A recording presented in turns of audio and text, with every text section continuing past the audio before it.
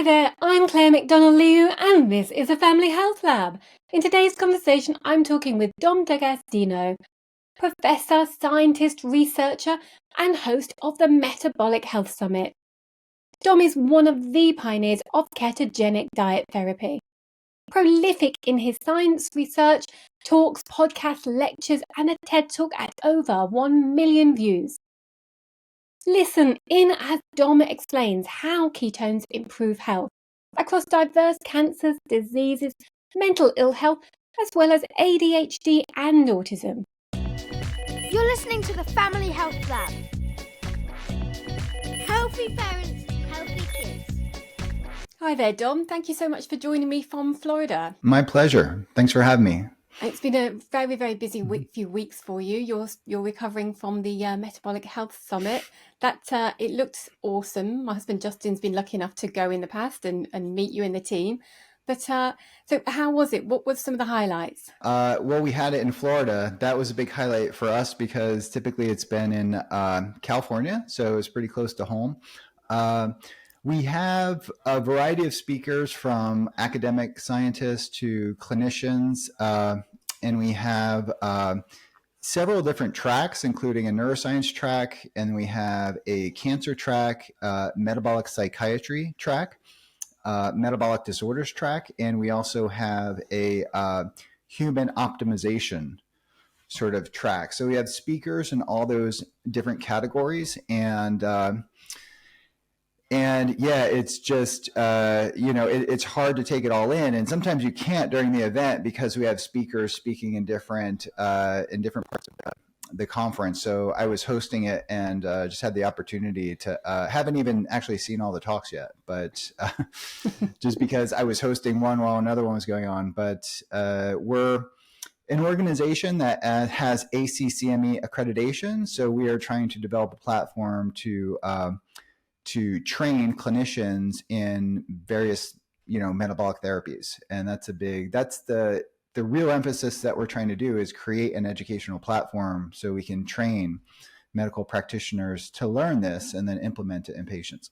I feel we're living in really, really lucky times to be able to manage our health and what's coming at us.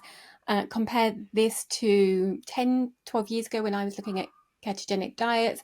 The information has been, the gains in public access to this kind of information is phenomenal. And you've been at the forefront of that with your many, many talks, over 200 talks internationally. Mm-hmm. Your TED Talk that reached over 1 million Mm-hmm. views, Starving Yeah. Cancer, your podcast, and this summit that you put on annually. You've been at the forefront really of creating this wave of knowledge and information and resources for people. So it's amazing what you can achieve for your own health now. You're a Metabolic Health Summit. You give some of the proceeds to charities, and they're, I feel, really, really important charities, ketogenic and nutritional therapy charities. How did you select them, and why is that important to you? Yeah, for the gala dinner, we had Max Love Project and the Charlie Foundation. And when I first discovered the ketogenic diet, I was briefly taught it studying nutrition as an undergrad. But when I really stumbled upon it for the research that we do in 2008, the first website that came up was the Charlie Foundation, because there wasn't much information about therapeutic ketogenic diets. So the story of Jim Abrams and the movie First Do No Harm, featuring Meryl Streep, really inspired me. And we connected with the Charlie Foundation early on. And then a few years after that, the Max Love Foundation. So we think it's really important to support the charities and give back, and really to help us advance, on the education front. I think that's going to be really important that, we kind of partner with the foundations and really lift them up and become a way to amplify their message and amplify the outreach that they do. Because many people that come to me, I end up referring them to the Charlie Foundation, and that becomes the resource which guides them or guides their therapy for their child. Absolutely. I agree. When I mentioned I was looking into this, there were very, very little online resources. I was based in the UK there, and it was the Charlie Foundation and Matthew's Friends were the organisations that I found. But people Yeah. do have more options now. I couldn't actually find a recipe online at that time. Very, very few. Yeah. Charlie Foundation, I think Matthew's Friends were quite careful about the information that they put out. Ketosis was still a little bit behind closed doors, and they were being very, very careful about information. So yeah, times have changed, and yeah, like I've said, I believe that you, Dom, have been at the forefront of leading this wave of nutritional therapies, and you have a background in a number of different areas, and you, like I've said, you've got your TED Talks, your talks out there, your podcasts, your summit. So it feels to me like ketones, ketosis, ketogenic diet is really, really been a fundamental part of your career and very, very important to you.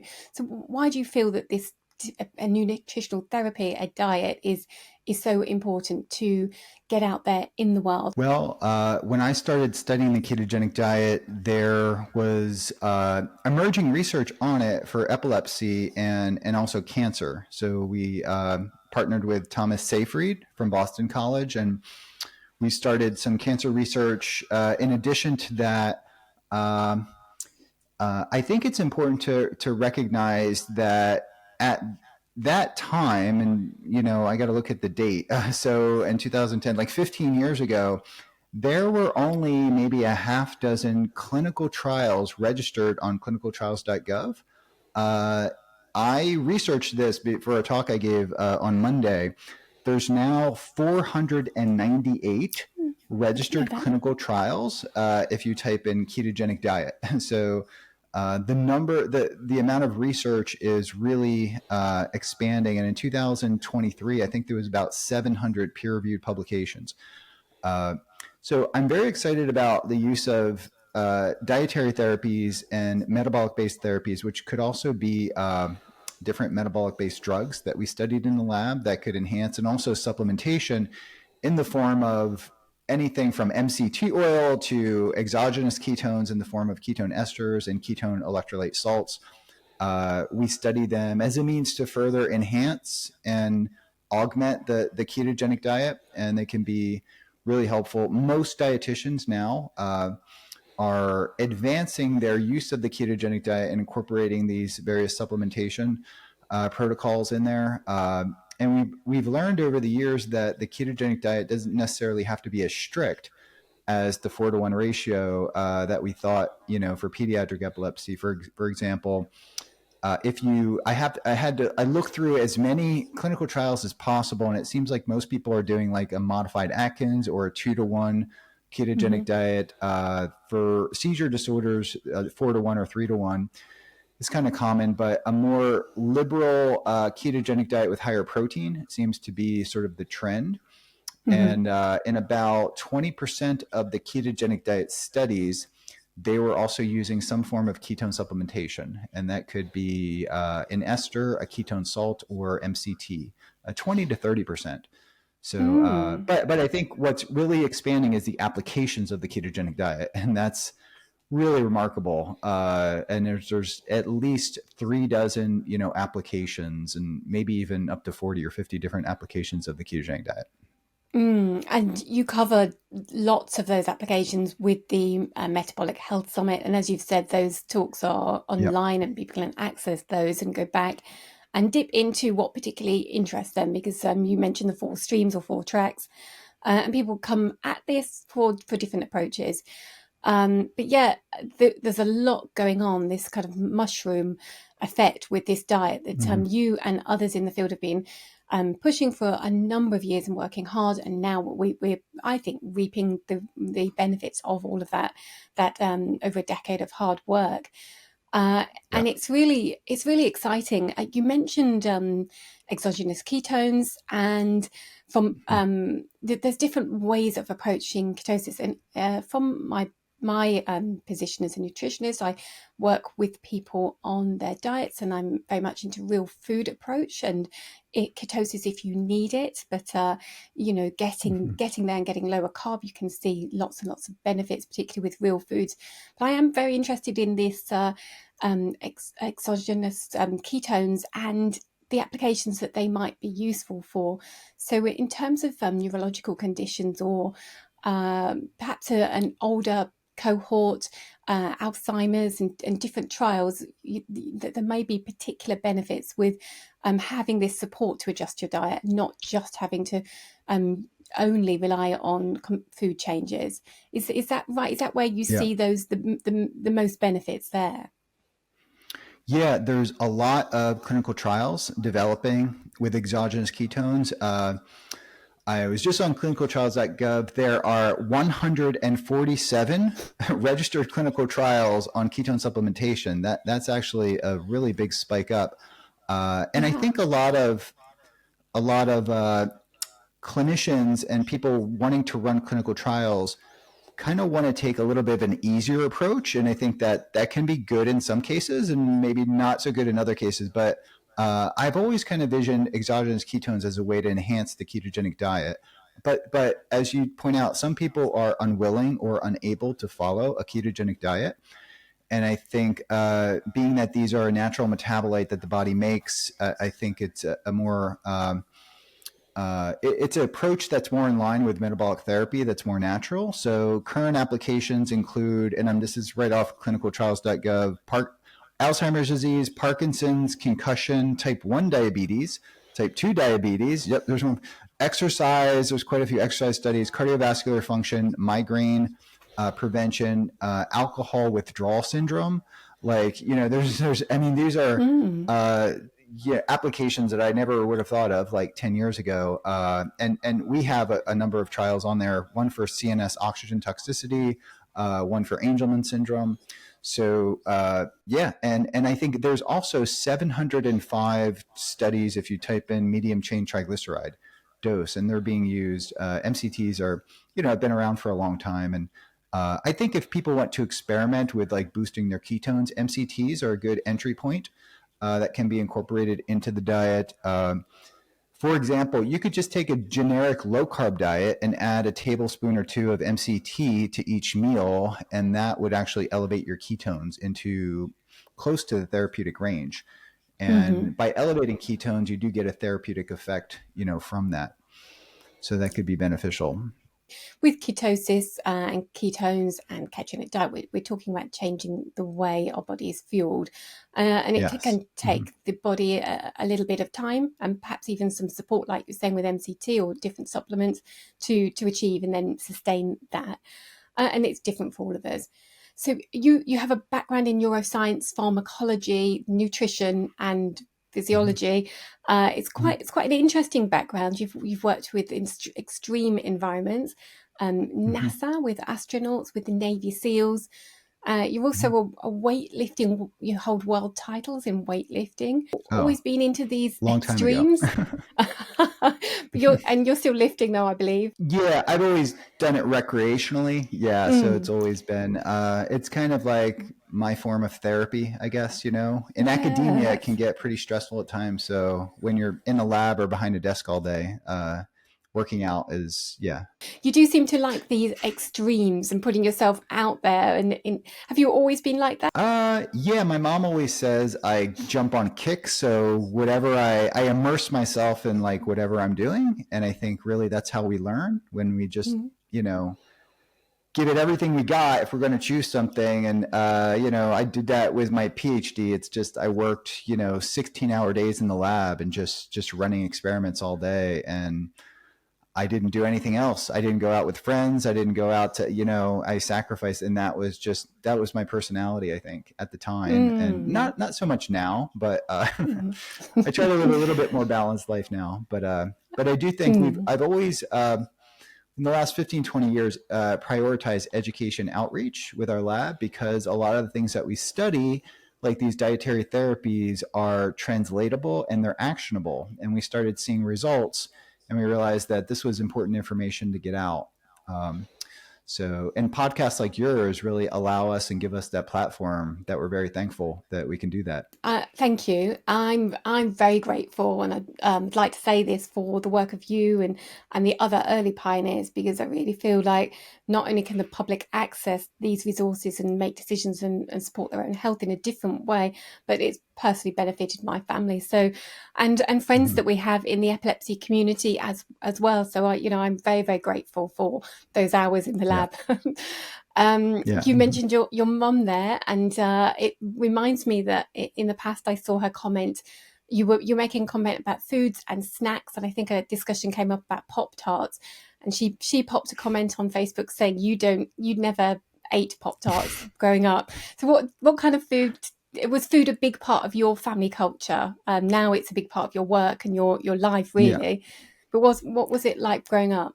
Yeah, that's funny you saw that comment. Yeah, I think we did have Pop Tarts. It's just we didn't buy them, a lot. My mom may have forgot that she bought Pop Tarts, but growing up, it's an Italian family, so we had pasta every Sunday, and but during the week we actually did a lot of hunting in my family, so we had a lot of wild game.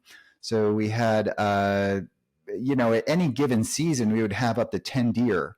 So we would hunt them with the bow and arrow, with the rifle, the shotgun, and things like that. And we had geese and duck and squirrels and rabbits and pheasant. And so Wow. I probably half of the year I was eating wild game.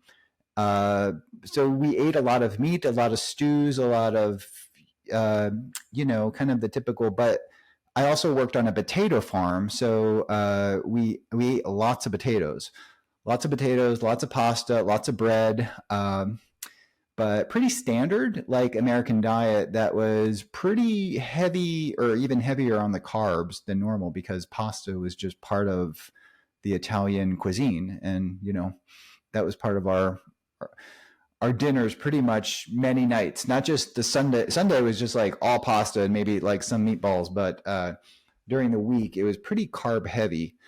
So gravitating and transitioning away from that was a bit of a challenge. I bet. But it sounds very real food focused. I'm fascinated by all of that game that you were eating. I mean, I just feel that's Mhm. going to be phenomenally good for the growing body and brain for you and your family. So Yeah. how is it different now? You and your wife, Chilla, she's also very much Mhm. involved. She's a research scientist as well, and she has her own Mhm. ketosis food products as well. Mhm. So she's very much involved in this lifestyle. So how does your what's a typical food day for you? Yeah. My wife, Chilla, does not follow a strict ketogenic diet. She follows a lower carb diet, but it's not ketogenic. Um, so typically, yeah, we do. We spend a lot of time trying to shop locally as much as possible. So we get all our food within like a mile radius of our house, pretty much. But we have a Publix that close too. But we have the local farmers market, and we try to support the local butchers. We might buy grass-fed beef.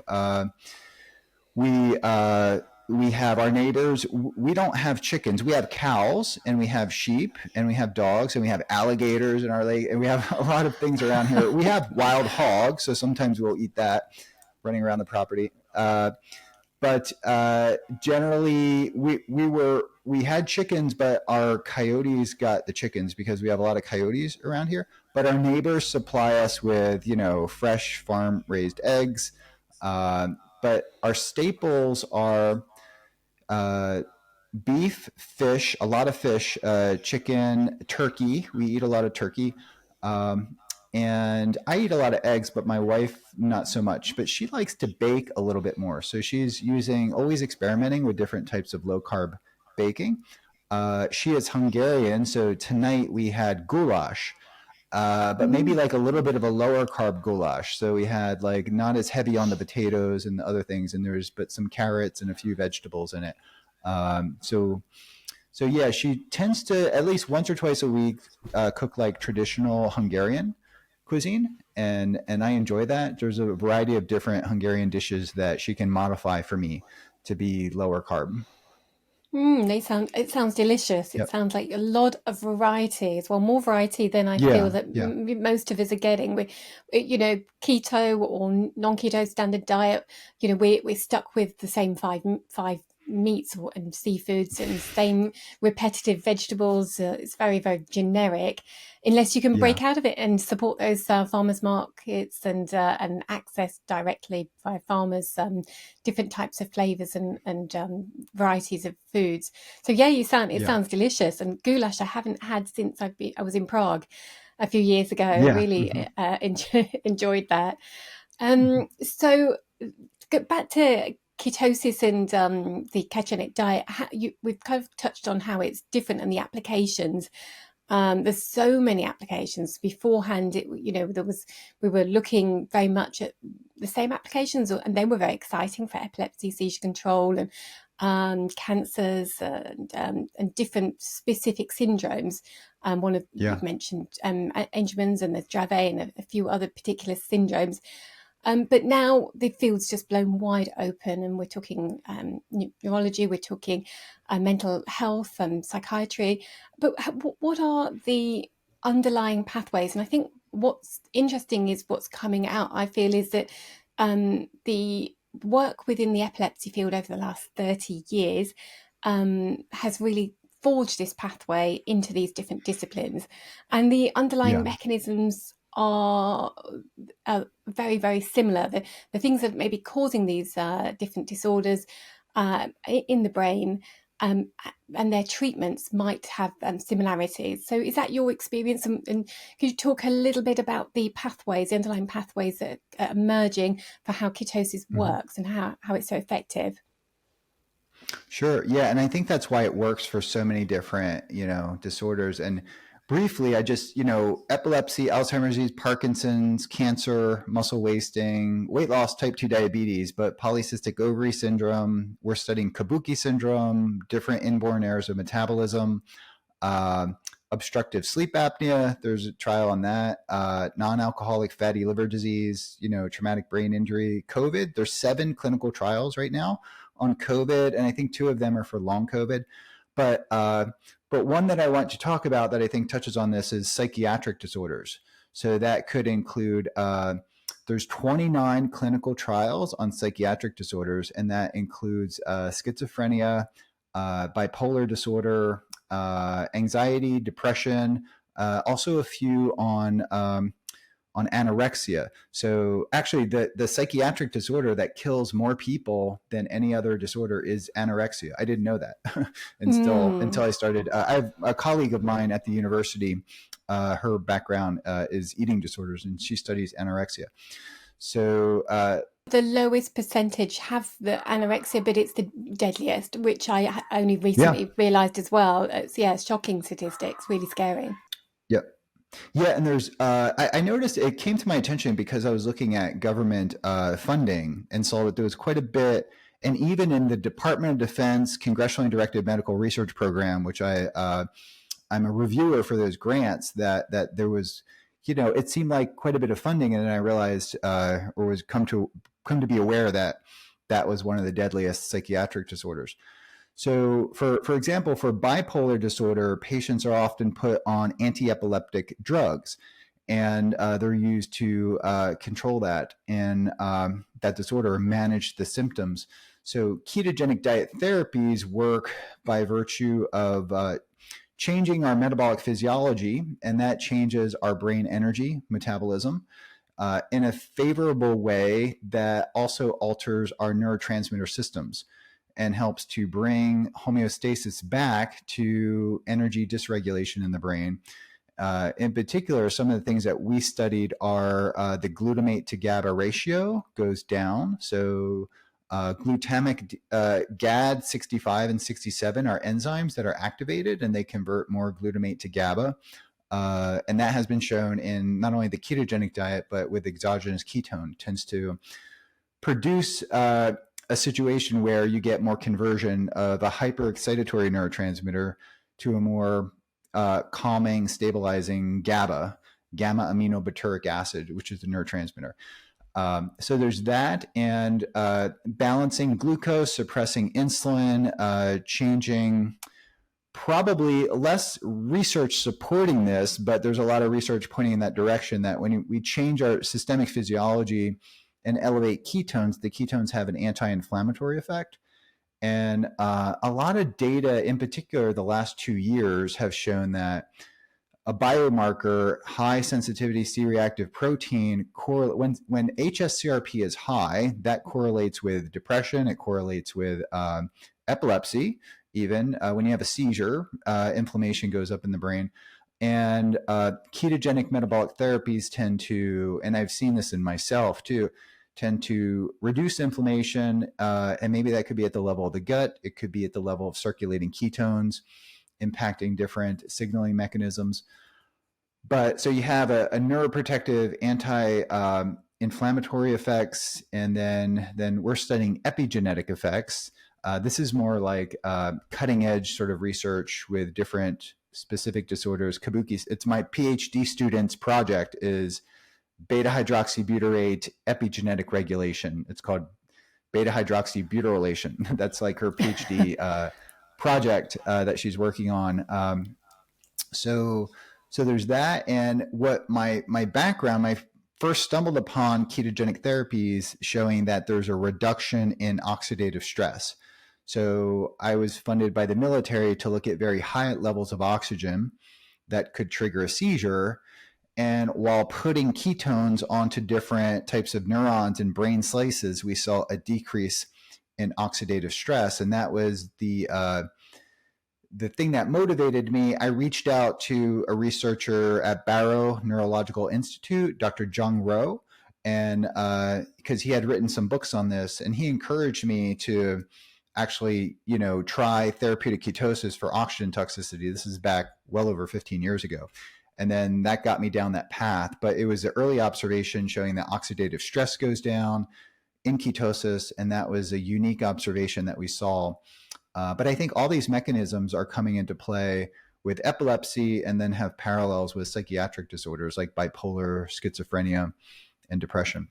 And talking about epigenetics, with seizure conditions, we've seen, I believe, epigenetic changes. It's ketosis being a disease modifier, and you've spoken about this in talks in the past. That after the diet has finished or people have transitioned away from a ketogenic diet, they still see the benefits for years afterwards. I mean, that's the Charlie Foundation was based on their son Charlie, who was on the ketogenic diet for a period of time. I'm not actually sure how long now, and then his multiple complex seizures went away after he'd failed every single type of medication. And he no longer has seizures. So this is the type of thing we've seen in epilepsy, and now your students and yourself and different trials are looking at this disease suppressant or disease modifier effect, changing genes expression in different conditions. So that sounds really exciting. We can follow that research, can we, for that epigenetics? There's different trials going on at the moment. Yeah, we have mice in the lab, for example, that have glycogen storage disease type 2, which is Pompe disease. We have mice that have a genetic disorder called Kabuki syndrome, and we're studying that. And in the past, we had mice that had a syndrome called Angelman syndrome. And it was very interesting in the presence of a persistent molecular pathology. Inducing and sustaining therapeutic ketosis in this mouse model could essentially rescue the phenotype and completely attenuate, if not abolish, the symptoms that were associated with this. So it was really, really remarkable. And then when we look at the brains of the animals, we see that the neurotransmitters are in a state of ketosis, similar to the wild type, which the animals that don't have the disease pathology, but only in the animals that have the disease pathology in a state of ketosis, it seems to sort of neutralize the dysregulation of the brain energy and the neurotransmitters.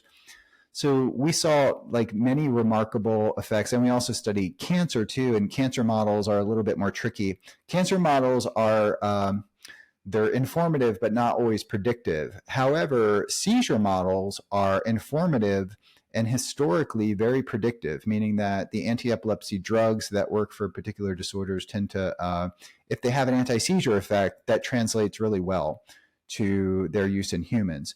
Not always the case with cancer, but so we're working on that front too. But when we see particular ketogenic therapies working for these seizure disorders, we are more enthusiastic and more encouraged and less skeptical than I would say than some of the cancer work, which we're still involved in, but it's a little bit more nuanced in interpretation. In terms of the pathways, I think it's really, I find really important to get across that the ketogenic diet is so phenomenally different from any other diet. So that's why people are calling it now a therapy or a nutritional, a therapy rather than a diet, because it is so different. The pathways and mechanisms that you have explained for us, that it works on, that we're still looking into, and this information is still emerging. That's going to be an exciting body of work over the next period, maybe the next decade. We're going to find out much more about those mechanisms, how that works in the body, how that works in the brain.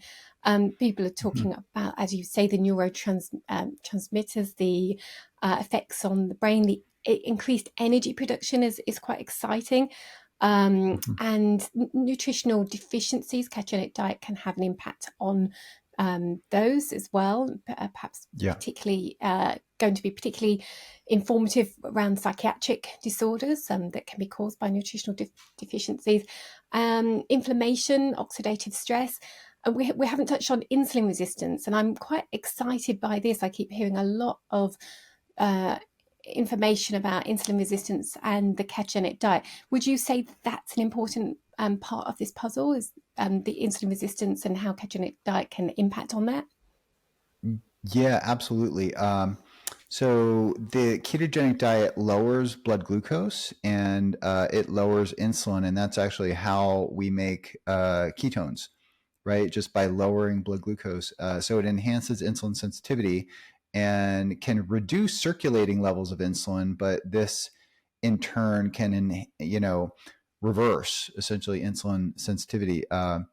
So that's an important thing to consider. And there's, from the seizure standpoint, like lower blood glucose, decreasing glycolytic flux that we call just glycolysis in general by lowering glucose, and then lowering insulin, which stimulates glycolysis. In the context of epilepsy, it influences different molecules called potassium channels.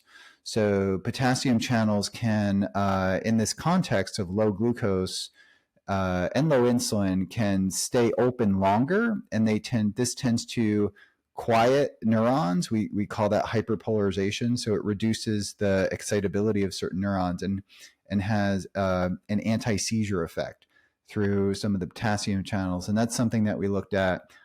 There's less glycation. You have less glucose. There's less glycation of certain molecules, including receptors that are linked to some forms of seizures. So there's that going on. One area that I'm super involved in was antioxidant enzymes. So ketones can enhance superoxide dismutase, catalase, heme oxygenase, which I did my PhD on, but also NRF2, which is like a way that cells boost their antioxidant capacity. So there's like an enhancement of endogenous antioxidant capacities, but also the ketones, by virtue of enhancing mitochondrial function, decrease at the level of the mitochondria the very production of superoxide anion, which is like the first oxygen-free radical that, if it accumulates, then that can be converted to hydrogen peroxide and hydroxyl radical, and that could be very damaging. So it's actually just by the origin of where oxidative stress originates the mitochondria, just by enhancing mitochondrial function, we get less of these oxygen-free radicals. And so these are some of the mechanistic studies that we did in the lab that sort of really show that these ketone bodies really do alter the way cells generate energy in a way that, from the military perspective, it increases what we call performance resilience, meaning that if we have a particular, we could say a cell, a tissue, or an animal model exposed to an extreme environment, that cell, physiological system, or animal can maintain their function even in the extreme environment.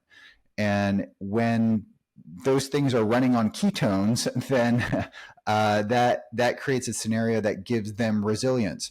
And I think this could be translated. Of course, this is like more operational military stuff, but I think you could make the transition to the average everyday person who's subjecting themselves to extreme environments. And the etiology of epilepsy is largely unknown for many forms of epilepsy, but we know there's some kind of dysregulation in the brain and some kind of stress. And I think ketogenic metabolic therapy just balances the brain and back to homeostasis. And that's a big part. There's Dr.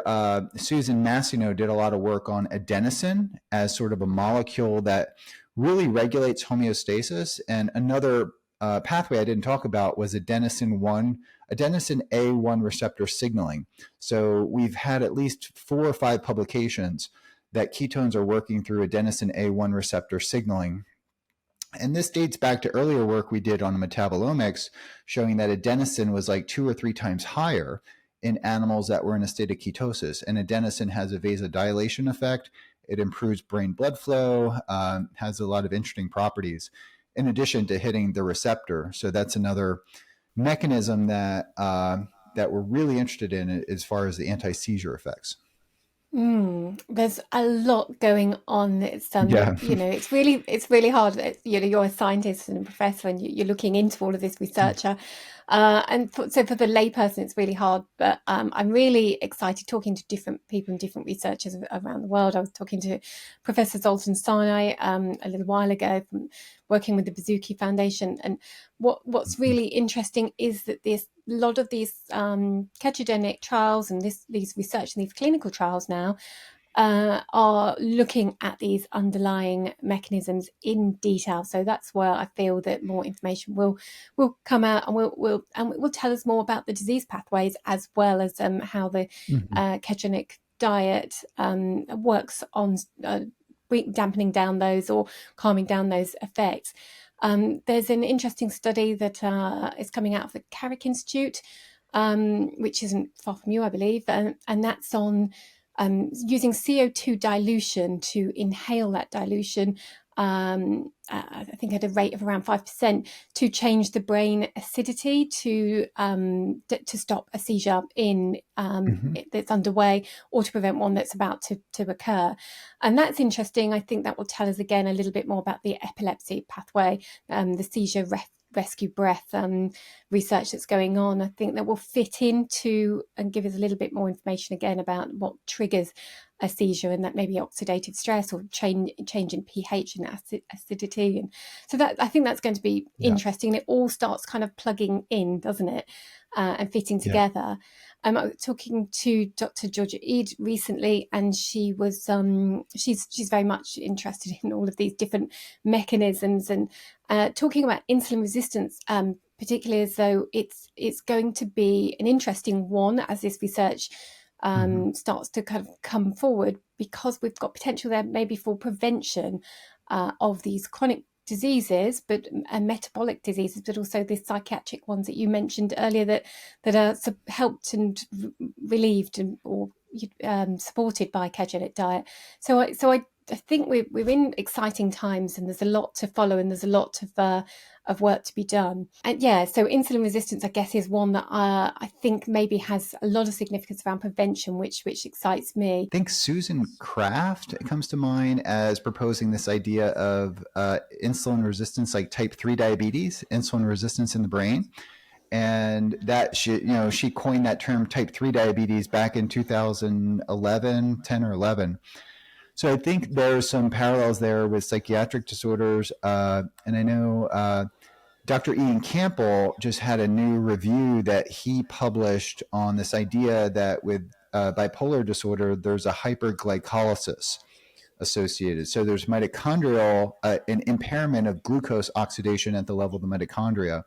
And then there's an imbalance of energy and a hyperglycolytic state that is associated with the mania, and then sort of a yin and yang dysregulation in bipolar.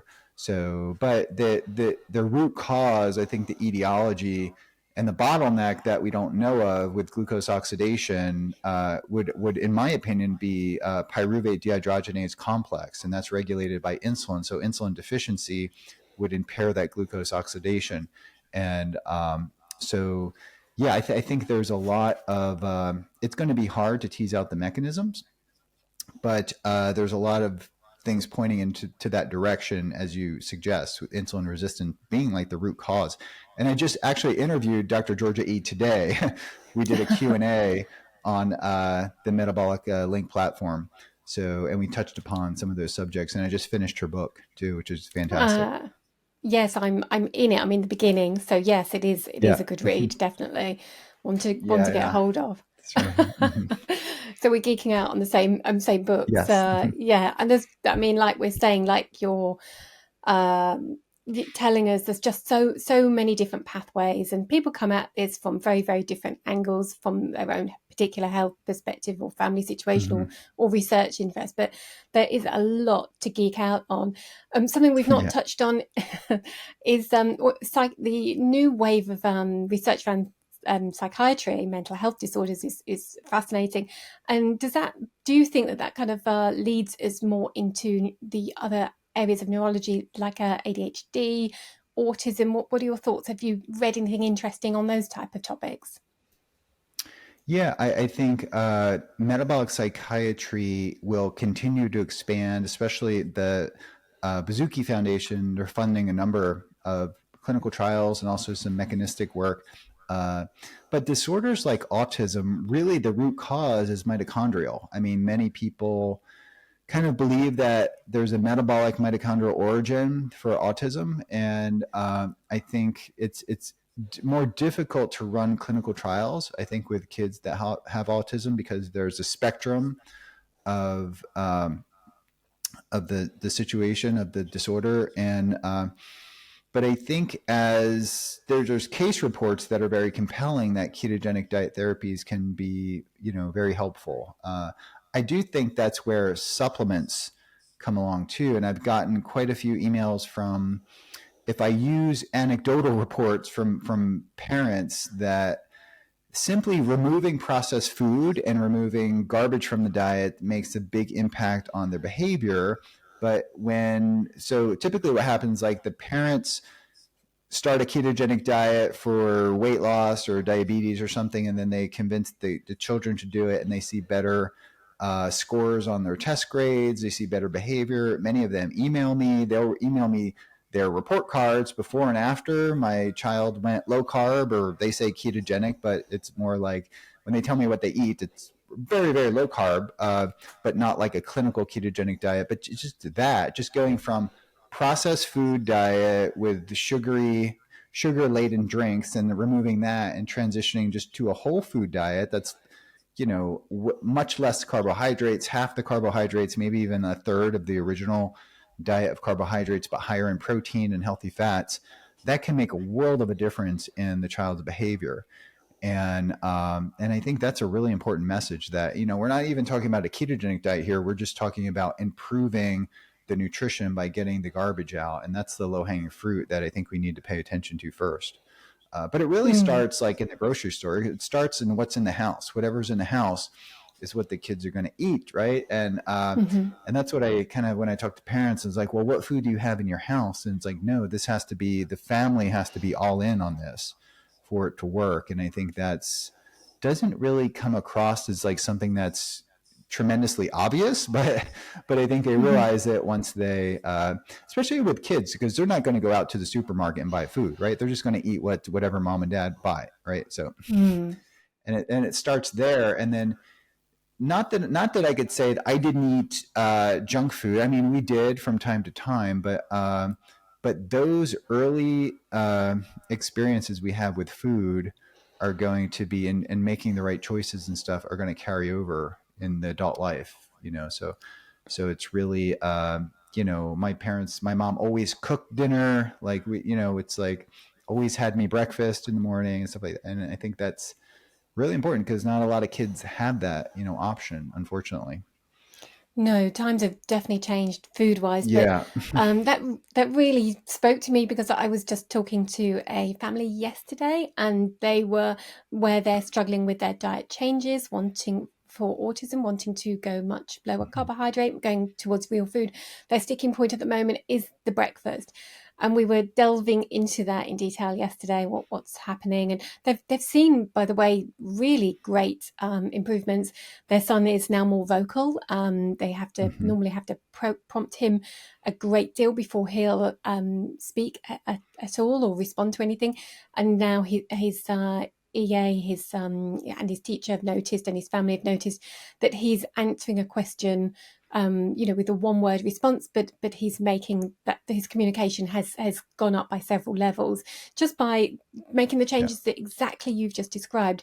And this sticking point was quite a little bit amusing for me because they were saying, well, we get the breakfast out and he just wants the old things, and we put them all on the table and he chooses those and he asks for them until we give them.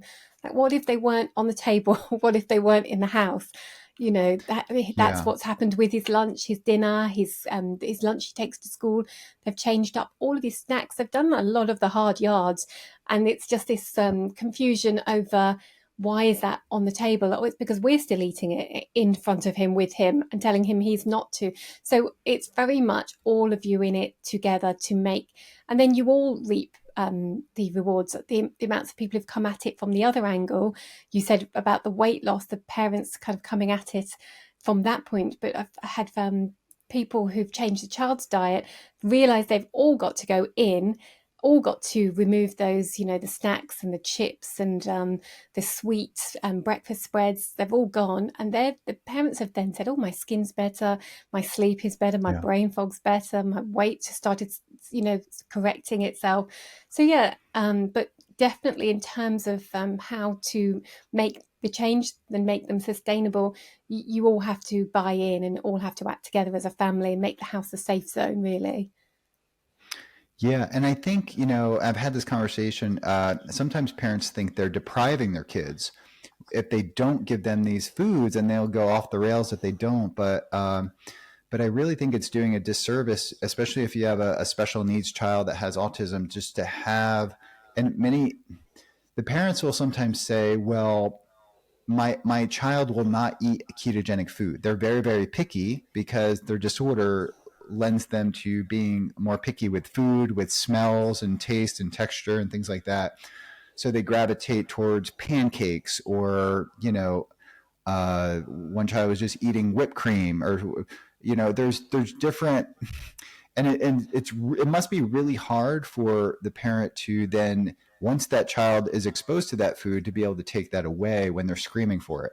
So, but there needs to be, and that's where the barrier to entry is really just not having those foods available to the child. And Mm. but it's easier said than done. But we just covered this we have nutrition as a mandatory course in our medical school education, and we had professors speaking about autism and about improving nutrition in kids with autism, and it takes a very nuanced, a very delicate approach to Mm-hmm.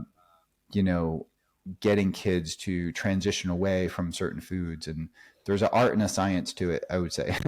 Yeah, and it is tricky. I It's difficult. definitely hear that.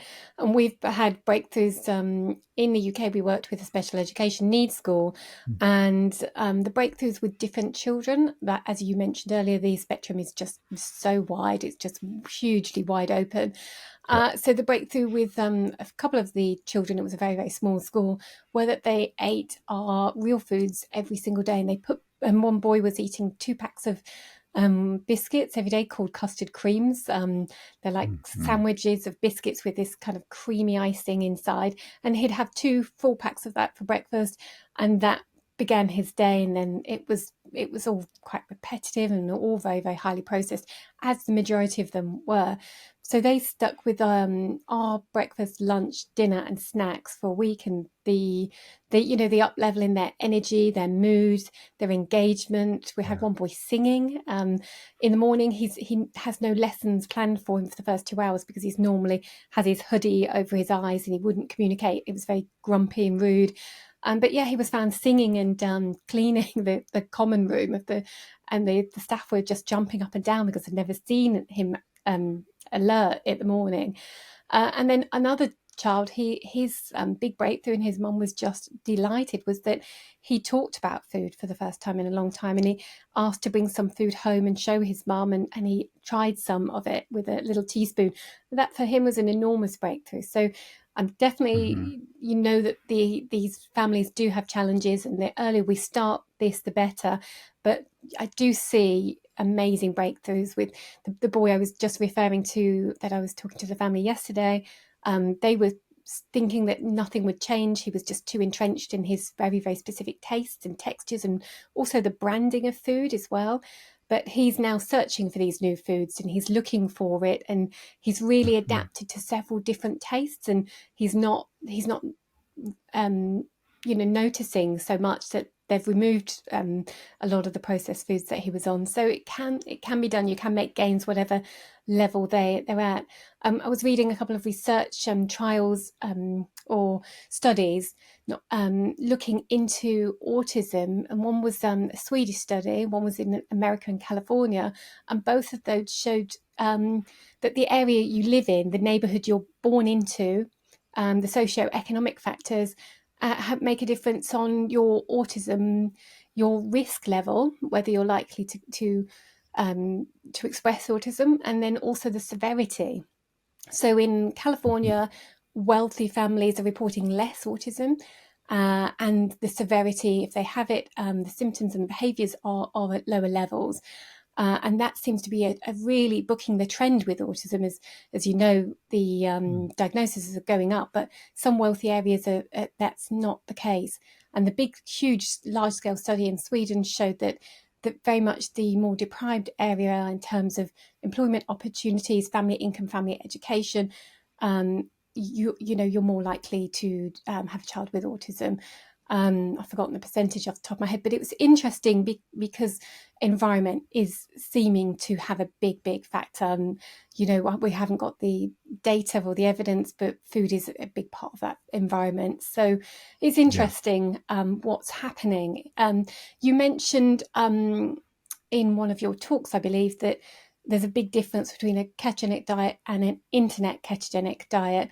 And you were just talking about the people who are messaging you saying, my ketogenic diet, my child's in ketosis, perhaps, or believe they are, but they're not necessarily. So what is that distinction between an internet keto and real keto?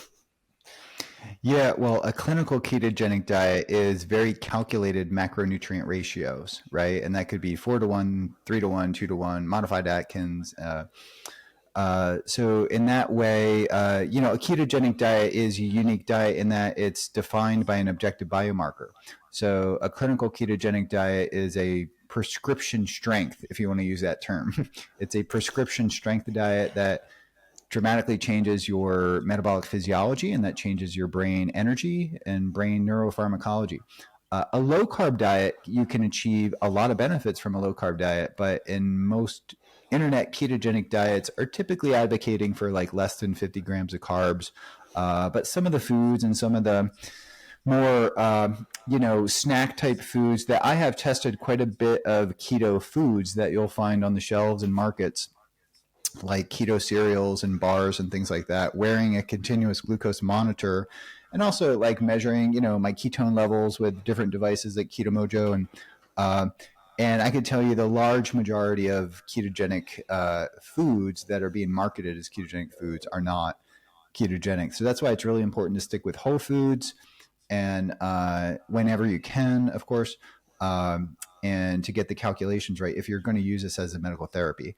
However, if you just want to improve your family's healthy eating, it's just going whole foods is the best way to do it, right? And kids need calories. Many, I'm just think of like my nieces and nephews, they're just naturally very skinny. And if they didn't eat carbohydrates, I'm not sure they'd be even more skinnier. So I think we have a very high carbohydrate tolerance when we're younger. And I think we can thrive off a higher carb diet. But that's not the case for the large majority of kids nowadays, that the large majority of kids are overweight, and we're already seeing, non-alcoholic fatty liver disease in kids. My friend's a radiologist and saying that this is really, really bad, and it's growing very fast in kids. So you just tend to see that trend. And I think the biggest thing we need to do is just remove sugar sweetened beverages. Is probably when I go to the supermarket, and if I just kind of go to a conventional supermarket or like Walmart or just the major food, I see parents, just their shopping cart is just full of, stacks of these sugar sweetened beverages. And here in Florida, maybe it's more of a thing here in Florida, but that's what nobody drinks water. They just drink these sugar sweetened beverages, and that probably does the large majority of harm in terms of childhood obesity down here. And as you said, fatty liver disease and diabetes type 2 and all sorts of chronic ill health in children and teens and young people, and psychiatric mental health disorders. I call it the rise of the A's, autoimmune conditions, asthma, adipose tissue, the whole ADHD, autism.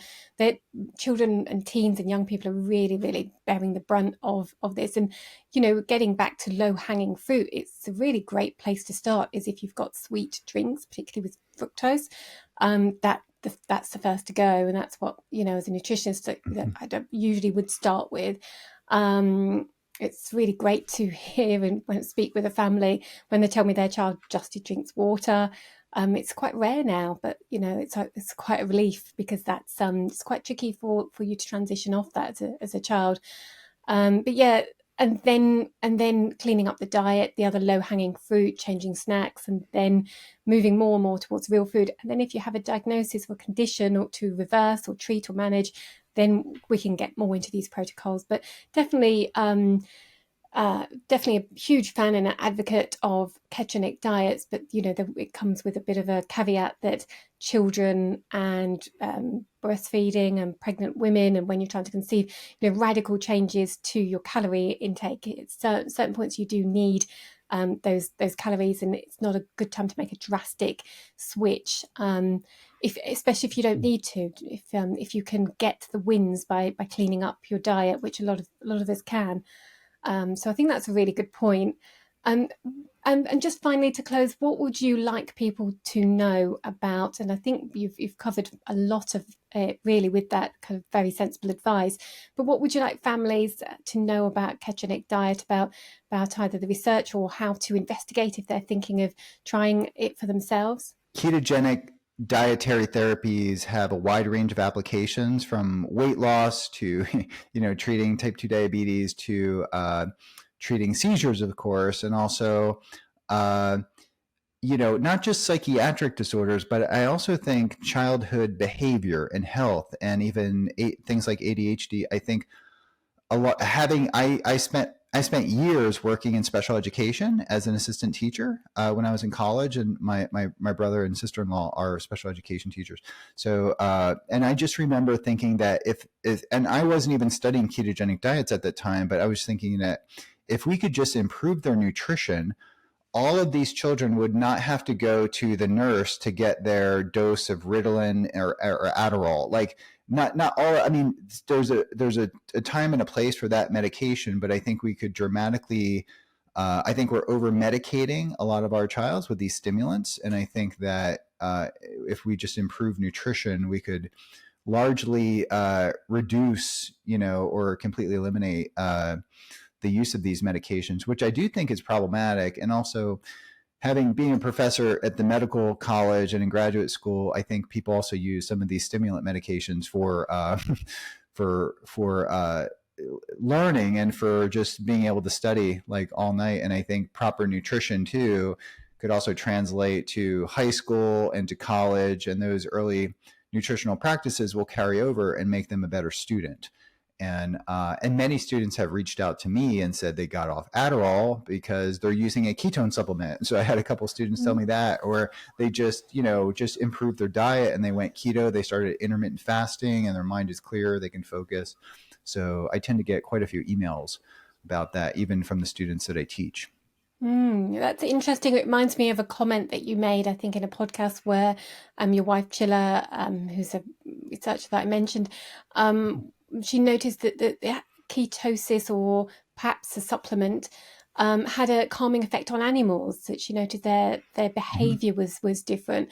So interesting that could, work across the board, in children who were diagnosed, or teens with ADHD perhaps, and then those who were just struggling with alertness or focus. Or being calm. I think I'd echo your points there about how medicated children are this generation. We've had a huge increase in medication where pharmaceutical scripts for ADHD in Australia. And the percentage of children in America who are on prescriptions for ADHD medication is enormous and growing. So if there's an alternative with nutrition, first do no harm, which is a phrase that came from the movie that you mentioned earlier with Meryl Streep. It's the title of the movie, First Do No Harm. Go for nutrition and change the environment rather than medicate the child to cope with the environment. It seems like an approach that we're kind of sidestepping and medicating children first, which all medication have side effects and repercussions, and take a toll on the internal organs. And so it's exciting again to look to see how that side of the research emerges, and what the options are for people as we look into that, and as that research grows. It's only on small scale from what I see at the moment, so I'm hoping that will develop. But yeah, I really appreciate that. How can people find you? And you've mentioned that people reach out to you, particularly students and families making changes. How can they follow you? How can they be in touch with you? Yeah, thanks for asking. Our informational website is ketonutrition.org. And I'm a host for the Metabolic Health Summit. So you can go to that website and the Metabolic Link podcast. We are working to develop an educational platform so we can train and teach practitioners to learn many of the emerging applications of ketogenic therapies. So Keto Nutrition, but has most of the information. Many topics that we talked about today are, for example, in the blog. Sometimes you post pictures of your wonderful animals. It looks like a bit of a small holding that you've got there, and what else you're up to. So yeah, I would say to people, jump on, follow, and the blog posts are very, very insightful, very informative. And as the Metabolic Health Summit, dive in. If you can't attend in person, dive in and watch those. That information coming out, I find incredible, really, really fascinating. But yeah, I really appreciate your time today. Thank you for spending some time and explaining some of these concepts, and for the ongoing work that you're doing. Thank you, Dom. Thank you for having me. Appreciate it. Thank you for watching. If you like this video, please make sure to subscribe. This really helps us to be able to create more content.